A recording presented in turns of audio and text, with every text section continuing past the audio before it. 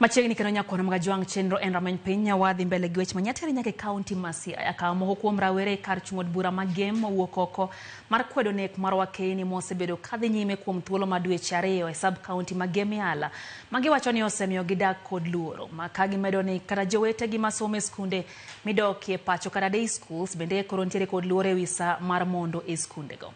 Rawerego ywak ni jotend loch Nange sub kaunti no osejwang'o tijegi ni mar nyaka sani onge achich mitudo gi nek makama mosemaki kata doko ne jopiny to chwalo ripode mag nek makamago kinde magitimore. Kawuono wawuok mondo wakwed nek moro mosebedo katimore ni nyiwa mawuok e gwenge magem. Sana iyudo ka ikawogi irepogi bang'e tinegogi. En gima rach kabisa ni joma nyalo konyowa mbele ema sani ngimagi ing'ado apoya nono. Wakwayo jotendwa gi wach masani timre ma nyithindo manyiri nega. Koro wakwayo jotendwa mondo giwachie gimoro gibet kanyakla nikech sani waluor e gwengewa.